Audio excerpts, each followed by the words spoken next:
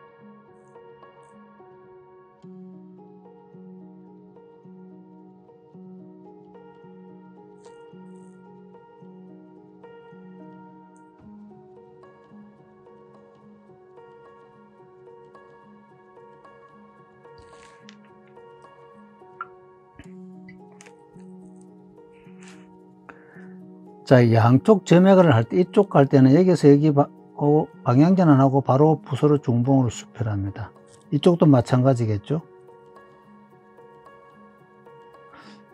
자, 우리 중봉 정말 중요합니다. 이 부분도 마찬가지입니다. 내려와서 여기서 방향 전환하고 바로 붓을 모으면서 붓을 중봉으로 이제 어떻게 모아갈까?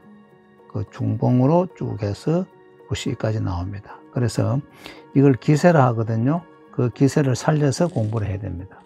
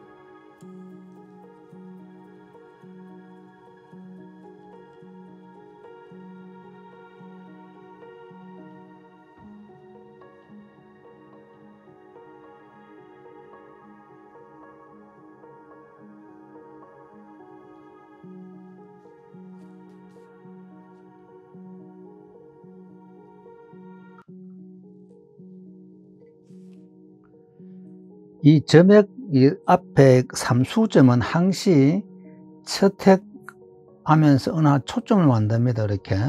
그다음 두 번째 핵도 그 초점 방향으로 운필하고 세 번째 점액도 이 초점 방향으로 운필을 하면은 안정이 딱 됩니다.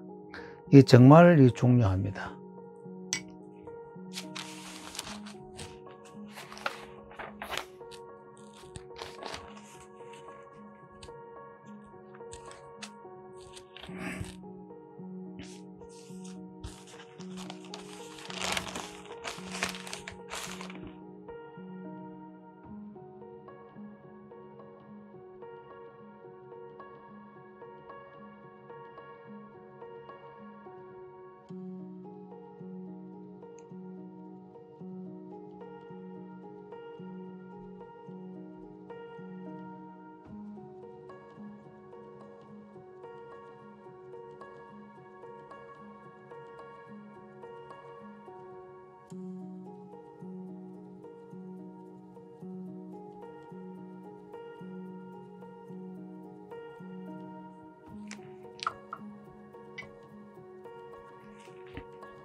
자, 이게 한의를 다시 한번 설명하겠습니다. 여기 하고 방향을 놓고 방필로 붓을 운용해서 천천히 가운데 줌까지 약간 가늘게 제필로 갑니다.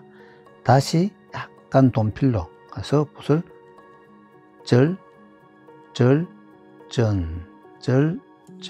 절전해서 붓을 중봉으로 수필합니다.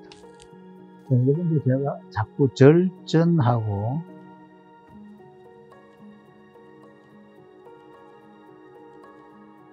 전절하잖아요. 절은 붓을 꺾는 것이고 전은 붓을 구르는 것입니다. 그래서 절전을 하게 되면은 이 부분이 약간 강합니다. 전절을 하게 되면은 약간 부드럽습니다. 그래서 전절이 뭐다, 방향전이 뭐다는 것은 기본적으로 꼭 알아두셔야 됩니다.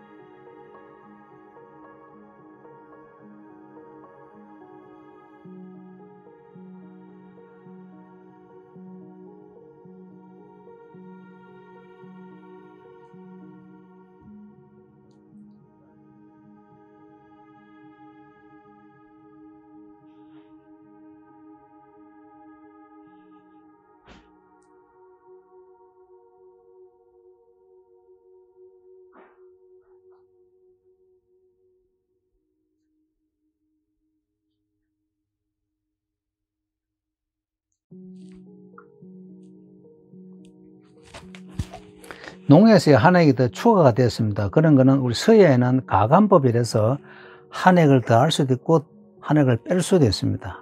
그 하나의 서예의 특징입니다. 우리가 한자 시험 칠 때 이러면 안 되겠죠. 그래서 서예에서는 하나의 예술로, 물론 기록 문자지만 예술의 그 뜻도 가미되어 있습니다. 그리고 참고하시고요. 이러한 부분들은 여기서 방향전환, 그리고 여기서 마지막 수필하면서 붓을 중봉으로 모아줍니다. 그리고 이런 부분들은 천천히 해줘야 됩니다.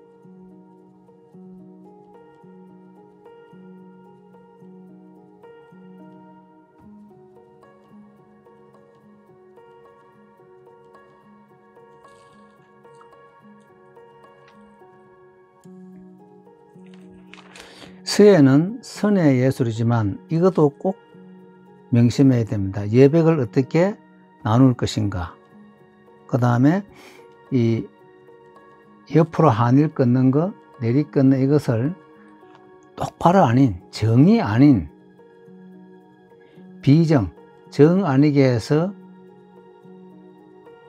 다시 정으로 만드는 것이 예술입니다. 그래서 이러한 부분들은 우리가 서예를 하면은 그 무슨 뜻이구나, 그런 꼭 익혀야 됩니다.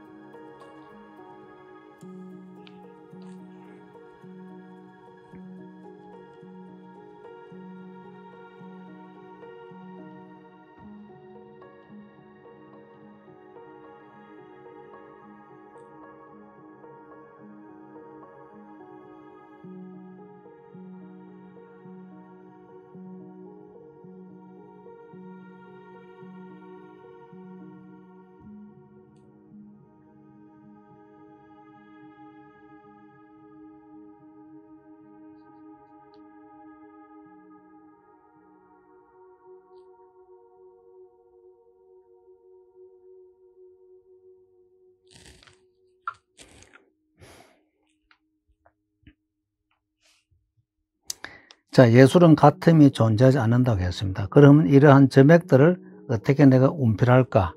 그것을 염두에 두고 꼭 운필하셔야 됩니다. 그래서 또 이런 부분을 설명하겠습니다. 옆으로 행렬하고 내리 끊는 것은 반드시 다시 시작한다.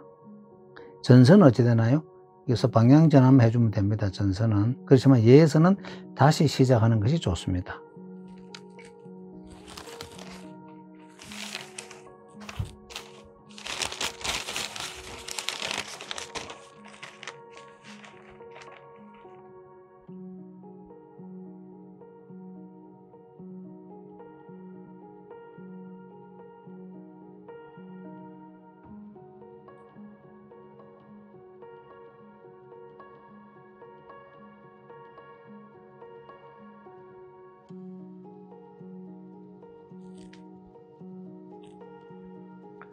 그 얼령비의 특징이 왼쪽 입구 같은 거 보면은 뭐 대부분은 아닙니다. 이 처택을 이쪽으로 약간 이래 합니다.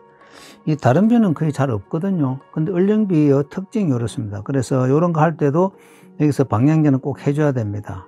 아, 얼령비의 특징이 이런 것이 있구나 하는 것도 그 간파하고 공부하는 게 좋습니다.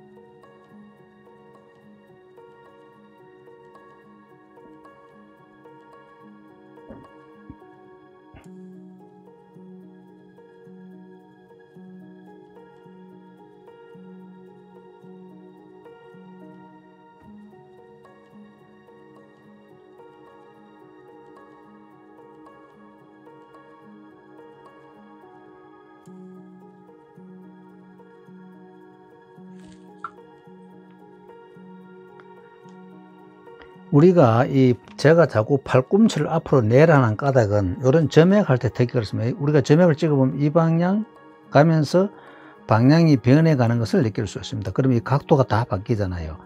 만약에 팔꿈치가 몸에 붙으면 절대 안 바뀝니다. 각 똑같습니다. 지금은 똑같이 이렇게 나옵니다. 그래서 팔꿈치만 앞으로 나오면은 굳이 내가 변화를 주지 않더라도 방향이라든지 이런 것은 다 서로 다르게 할 수 있습니다.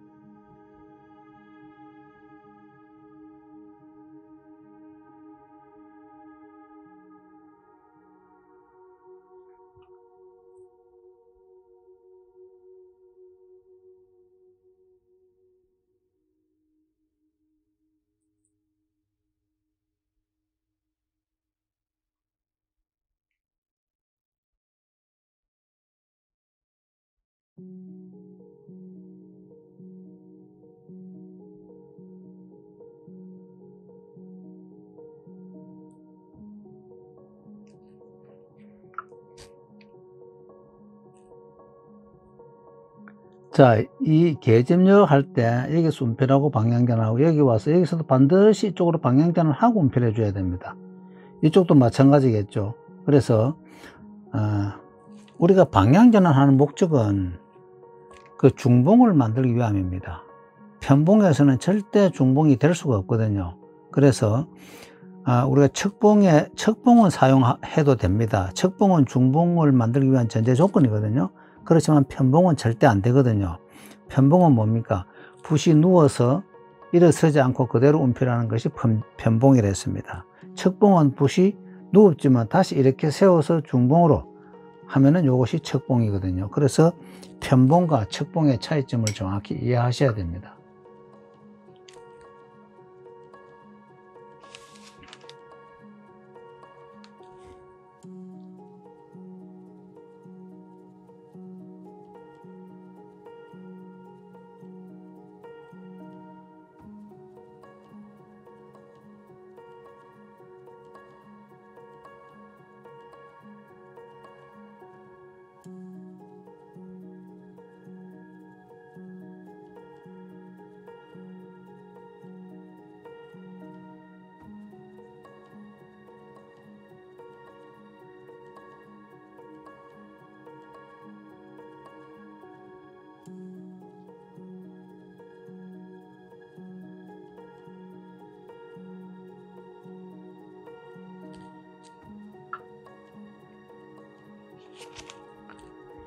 우리가 오른손에서 운필하기 때문에 이 왼쪽 가는 게 정말 어렵습니다. 왼쪽 가려면요, 여기서 운필을 하고 기필을 하고 바로 이러면서 팔꿈치가 저절로 이래 앞쪽으로 나와줘야 됩니다. 나와서 이 위쪽에서 밀어줘야 됩니다. 여기서 당기는 것이 아니고 이쪽으로 당기는 것이 아니고 위에서 밀어줘야 됩니다. 그래서 이 핵은 밀지 않으면 안 되거든요. 그래서 팔꿈치가 반드시 우리 한의를 할 때보다 더 이렇게 나옵니다. 여러분들 실험해 보시면 아마 압니다.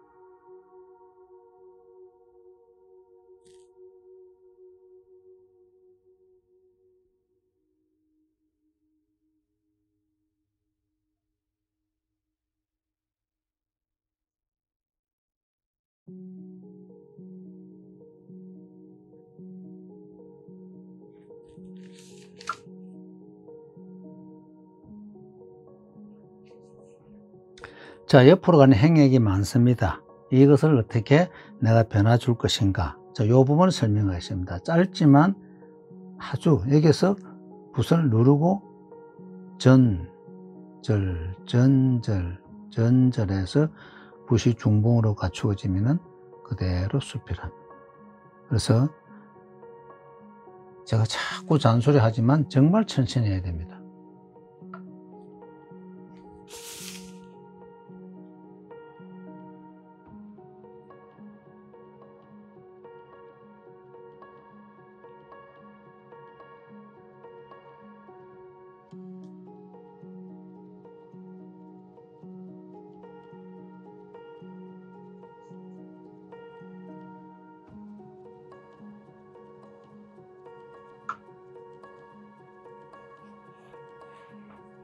자, 세 개가 물론 방향대로 다 틀려야 되겠죠. 이게 땅곤자거든요. 예서는 이렇게 씁니다. 예서에 만약에 우리 공모전에 이런 식으로 만약에 예서를 쓰게 되면은 이 오자라고 탈락도 시킵니다. 청나라 때 이렇게 쓴 것도 있는데 자전에 보면요. 그래서 예서 땅곤자는 반드시 이렇게 쓴다는 걸 기억해 두는 것도 좋습니다.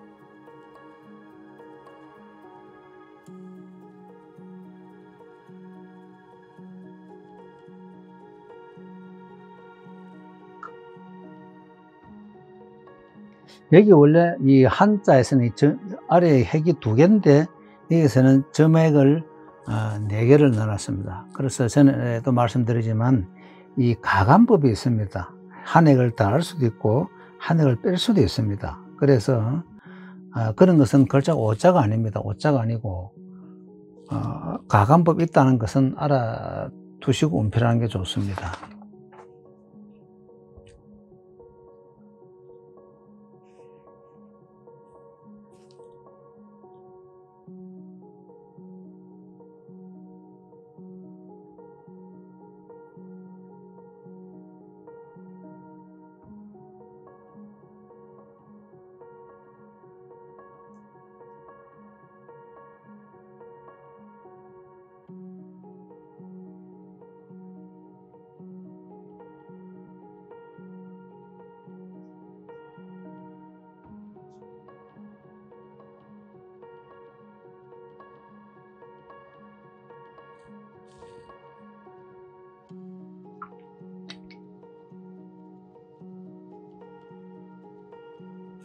우리 서예는 선의 예술이거든요. 이 한 획 한 획 어떻게 선의 질감을 아름답게 그리고 더 충실하게 더 강건하게 뽑아내느냐, 이게 관건이거든요. 물론 여러 가지 획이 있으면 전부 다 이러면 재미가 없겠죠. 어떤 거는 조금 아름다운 거 있고 어떤 거는 조금 험한 것도 있고 이런 것이 어우러져서 이제 예술이 됩니다. 그래서 하나하나 한 획 한 획에 모든 것을 최선을 다해 줘야 됩니다. 그래서 물론 서의 형태도 중요하지만 선의 질감이 우선은 더 중요합니다.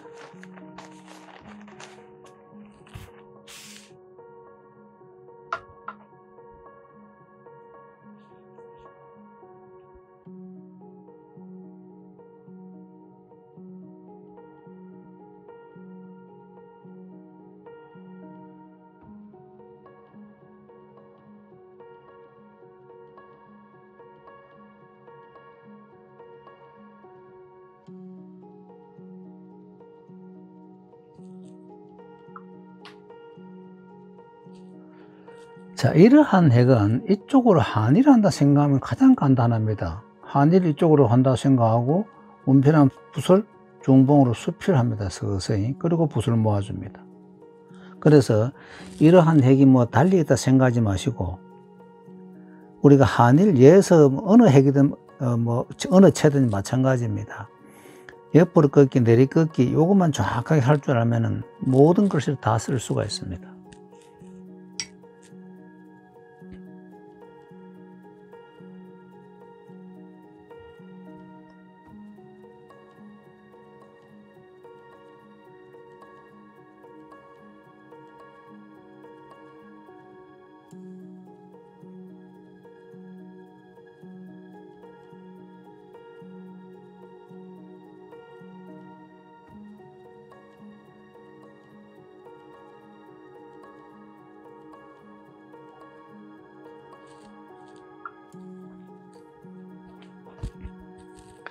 자, 내리꺾기가 3개를 방향을 다르게 하고, 그 다음에 속도를 다르게 하고, 그 다음에 필압을 다르게 합니다.